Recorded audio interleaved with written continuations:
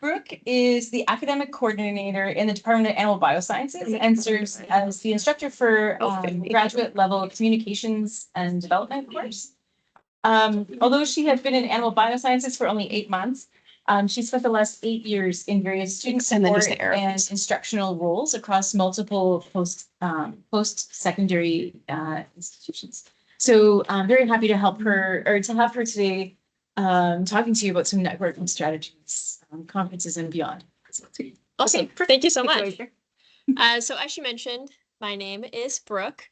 And before I begin, I want to let you know that this talk is going to be a little informal. So you can ask me questions at literally any point in time. Just raise your hand. I will call on you, not a problem.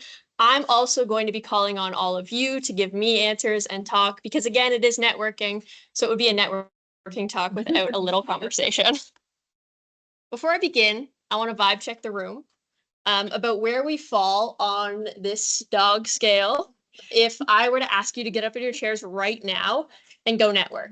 So we kind of have the really freaked out dog over there. In the middle, he's a chill guy. You're okay with it. And then at the very end, you're super excited. So if you fall in number 1, raise your hand for me. Okay, a few number 1s. That's all right. What about if you're in that number 2 zone? Okay, so a lot more number 2s than we had. 2 hands for number 2. Number 3, anybody chill with it? Okay, not bad. And what about 4? Yeah, some people are into it. And number 5, anybody really excited about networking? That's okay, me neither. If I'm being honest, I actually fall probably around a 2.5. So it's weird that I'm giving this talk, but I also think it's important to show you that even if you're not somebody that's super comfortable with networking, talking to new people, even just like having conversations, it doesn't mean that you're not going to be able to do it and do it effectively. So I have a question for you is, oh, you can't see that yet. How many people here have ever networked? Just raise your hands if you've networked. Okay, a few people have networked. How many people have had a conversation with somebody before? If you're not raising your hand, you're lying to me right now. There's no way you got to this point in your life and you've never had a conversation. And the reason I want to ask that and point it out is because when you look at the definitions of networking versus a conversation, they're really not that different. The main thing is what the purpose of networking is versus the purpose of a conversation. So when you're networking with someone, you typically have an idea that you want to develop a professional contact with them. But that doesn't mean that what you're saying is really anything different than what you would be saying in just a normal conversation that you would say have with your advisor, another grad student in the department, anything like that. At the end of the day, you're just talking to somebody. And so it doesn't have to be a super scary thing that's like, oh my gosh, I have to network now, instead of just, I'm going to talk to some people, see how it goes. Why do we network? What is a reason that you have networked before, if you ever have? I know that some people have. In the back? Yeah, for career exploration, that's a really good one. What else? What does it say? Potential collaborators. Potential collaborators. To get a job. To get a job. All very good things that people are looking for. So the 3 that I have here that I'm going to highlight is, again, to explore different careers. When you're a kid and say you really like animals, you're like, I'm going to grow up and be a veterinarian because that's what people that like animals do. And you don't really know what else is out there and what other job titles exist. Like, what was your job title? Technical support specialist. Who knew that they wanted to be that? Was that your dream? Probably not. And it's because we don't know that those things exist out there. And the only way to find out that they exist is to speak to people that are in those roles and see, oh, wow, this is something that exists. Maybe it's something I'm interested in as well. The other thing that I have here is tap into what's called the hidden job network. There's a bunch of statistics on this. Not a lot of people seem to have a clear consensus what the actual number is, but there is reported like anywhere from 60 to 80% of jobs that people are being hired for are never posted online in the first place. And so if you are going through your job search strategy, just scrolling through Indeed, you're only getting about like 25% of what's actually out there. And the only way to get those other 75% is to talk to people around you to try and find those opportunities. And the final thing is it makes your name stand out in a stack of resumes if you do apply to a conventional job posting online, because all of a sudden they're like, oh, wait, Brooke, I remember her from that conference. We had a conversation about this thing. All of a sudden, you're going to stand out a little bit more than the long list of other people that probably have similar qualifications to you. If you graduated, you're all maybe going to have your master's degree. You maybe have a couple of years experience working in the summers. But on paper, a lot of those people can look very similar. And so having those connections with the people can help you stand out from somebody that doesn't have that connection. Where are places that people network? These are some examples of things that I have networked at, that other people I know of have networked at. I have LinkedIn there, which has a star because kind of like what Owen said, it's a really good place to find new connections, maintain old connections. But I do think to form those like deeper relationships, you do have to go past that at some point. And these are two places that you can go to, or two things you can do to go past that. So that would be going to industry events or conducting even informational interviews, which I will talk about more of all of these three things. So first, LinkedIn. By a show of hands, who has a LinkedIn account? Raise them up high. Most people here. Keep your hands up. If your LinkedIn account is up to date, keep your hand up. Put your hand down if it's not. Okay. So for those of you that maybe not have an updated LinkedIn account, it's not doing you as good as it could be doing if it was up to date. LinkedIn is a really good place for, like I said, finding people, exploring different career opportunities, and also following up with people. So some examples for myself of LinkedIn: when you have an updated LinkedIn profile, you can, what I like to call, stalk people.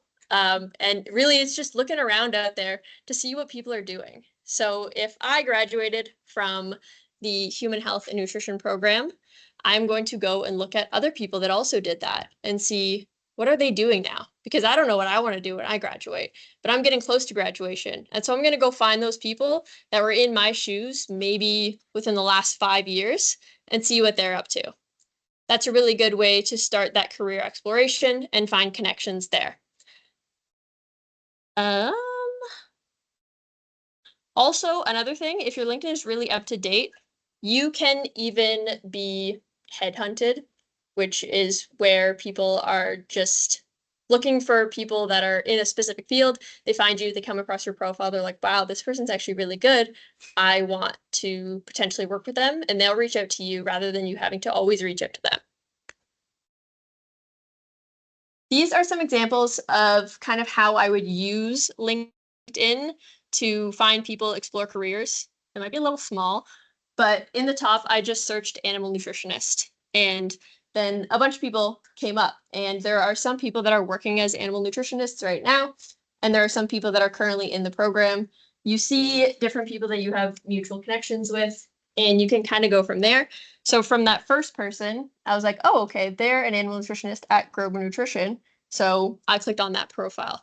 Then you can go to that company profile, kind of look at that as a whole, see what they do. Sometimes they have jobs posted there. I wouldn't say always, because again, a lot of them are sometimes hidden, but you can go to the people. And then through that people, you can go through and search all the people that work there and try to find people that you want to reach out with and connect with, and maybe even conduct informational interviews with, which we're going to get into in a little bit. Before that, though, I'm going to talk about industry events. So for me, these were always the most intimidating type of events, because you actually have to go up to a person and say something to them, which can be really scary for a lot of people, and it definitely was for me. One thing I like to always remember and point out when going to those different situations is that people that attend those events are there for a reason. They expect to be talking about the topic that you're there to talk about. So you going up to them, say if it's a animal nutrition conference, and you go up and you start talking about animal nutrition, they're not gonna be like, who is this weirdo talking to me about animal nutrition? Why are they doing that? They are there for that reason. So are you. And so that can kind of help bring that barrier down a little bit, to know that like people are approaching people at these places. That's why you come to them. Owen did go over a lot of this, so we're going to go through it a little bit faster. But before the event, again, you're doing your research, you're finding out who's going to be there, who you want to talk to, maybe what you want to talk to them about, so you can prepare certain questions in advance. And you're also updating your LinkedIn and your resume, and maybe even your profile Wix site that he was talking about as well. For your elevator pitch, when I say prepare this, I don't want you to go in there with like a script of, hello, my name is Brooke. I graduated from my BSc in food science, and just kind of like talk to them like that, because that's not very conversational. And again, networking is just a conversation between two people. So it's good to know kind of like what these points are that you want to speak about yourself.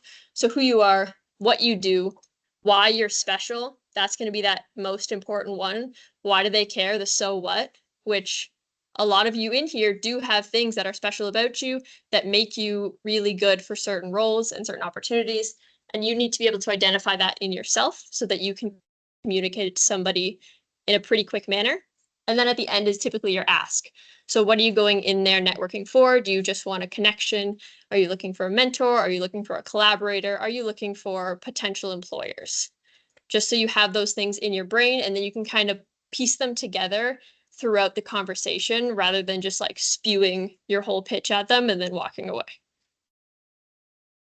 When you're at, oh, this is an example of an elevator pitch that I had ChatGPT write for me. And basically what they do is they tell you who they are. So this is Sarah, a master's student in animal biosciences. That's what they do. They talk about their research. They talk about why they are special. Particularly this one, it's because of the research that they're doing and how it relates to the company's growth and goals. And then they're going to put in their ask. And their ask is just any advice for transitioning into the industry. So it can be something as simple as that, trying to get advice from somebody who's more senior than you, to many other things like collaborations and that sort of stuff.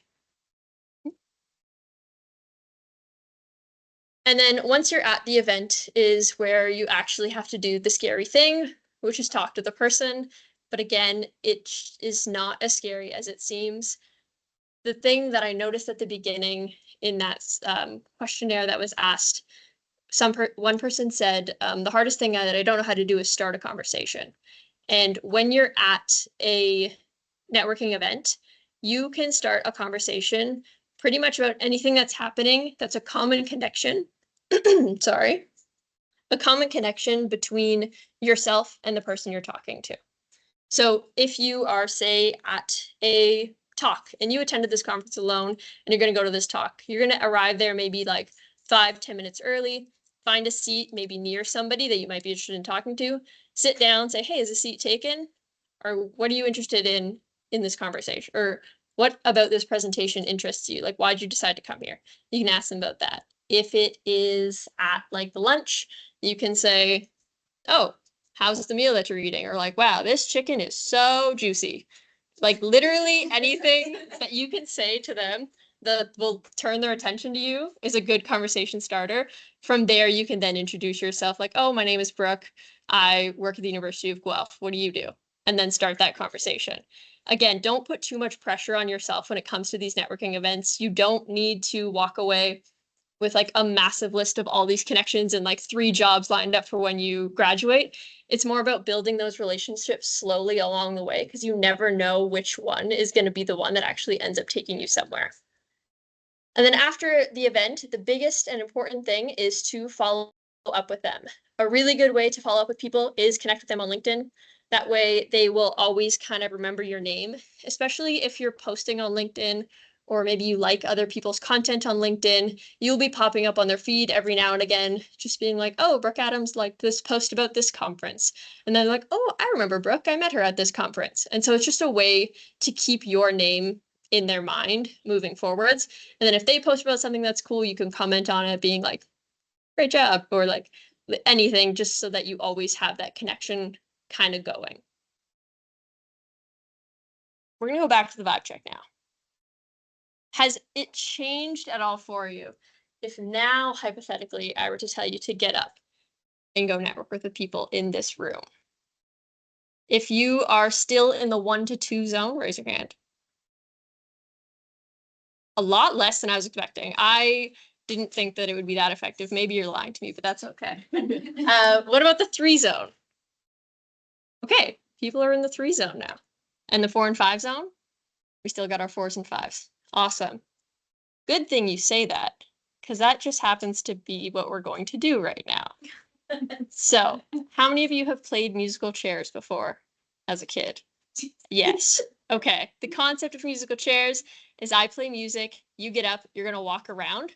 We're not going to walk around our table because you're never going to find anybody new. You're just going to walk around the room.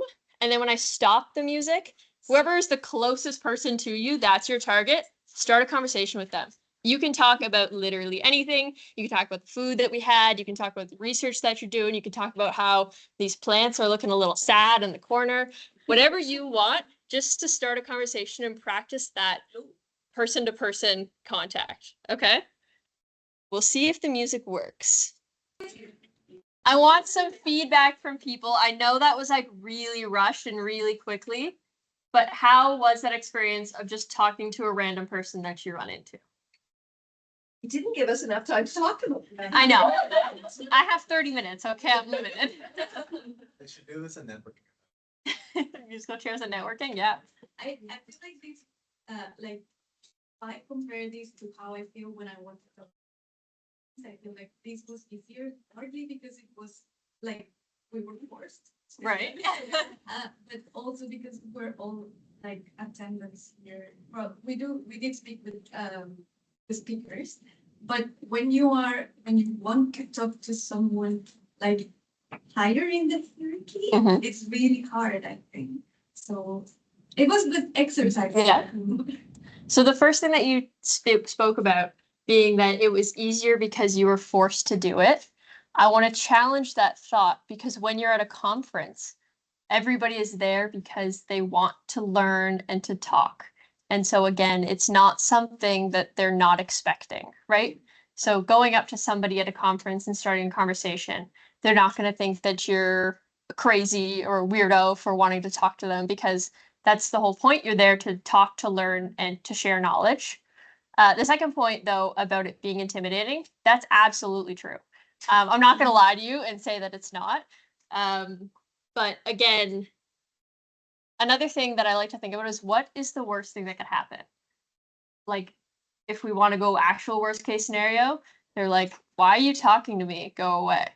If that happens, they're not the right person for you anyways, right? That's not a connection you want. If somebody that's not willing and open to have a conversation and mentoring you, so find somebody new, pick another person.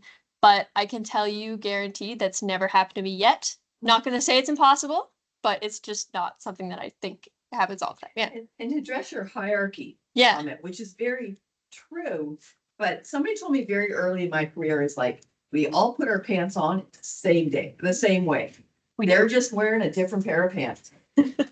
And when you kind of realize that we're all people. Absolutely. Oh, don't do that again. We got in trouble. Anyway, so the last thing that I want to move on to really quickly is the idea of informational interviews. You can do these with people at conferences. You can also do them with people you find on LinkedIn. The idea of what an informational interview is it's just an informal conversation with someone that either works in a career, an industry, or a company that you have interest in.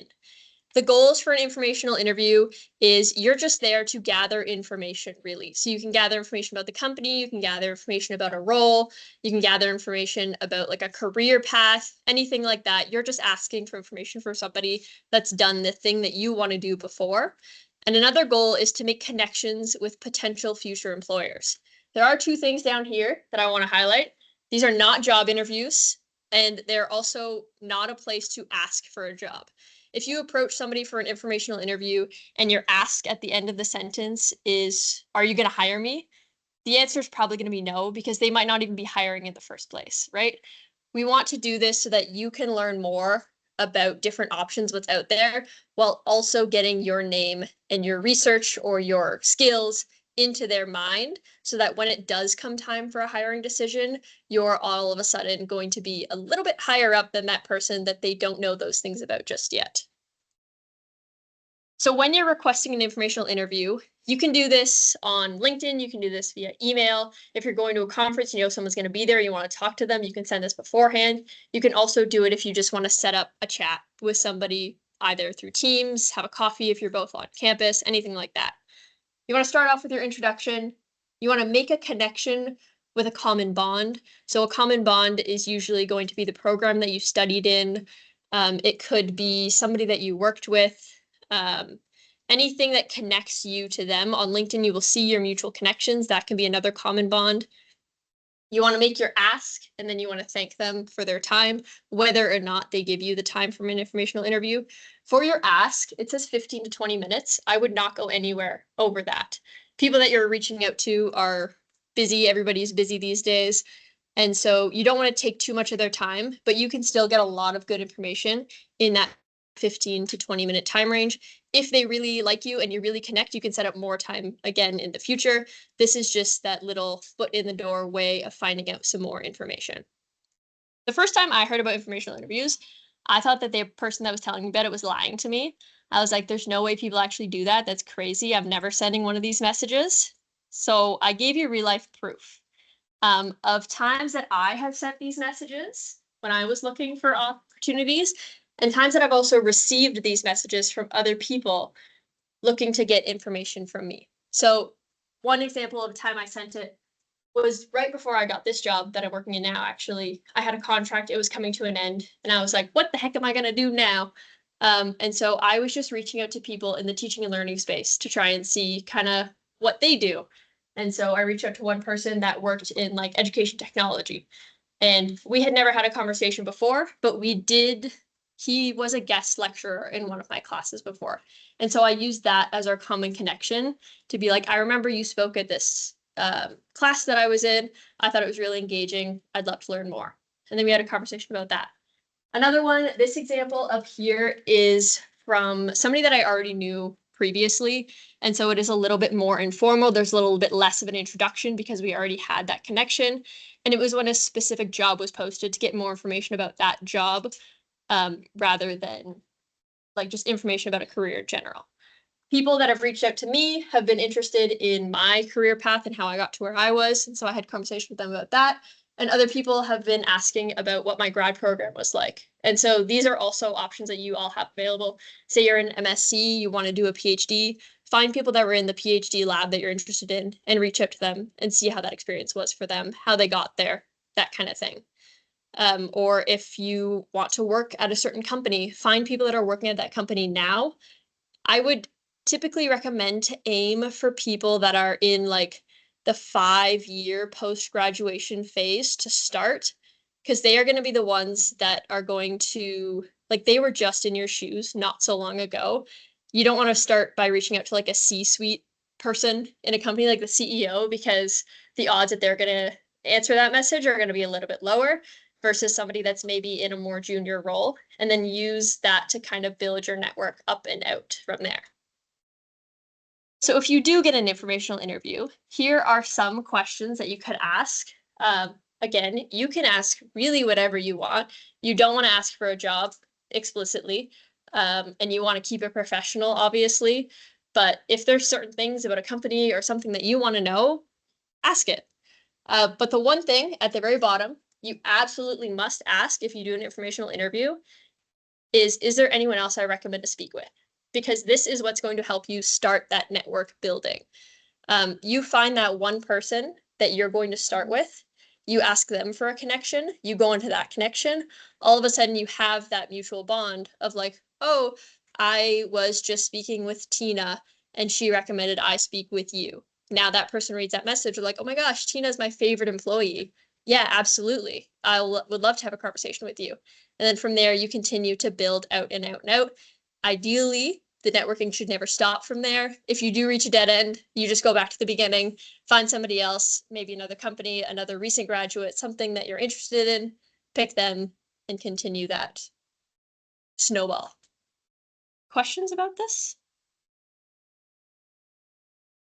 All right. So this is my key takeaways for today.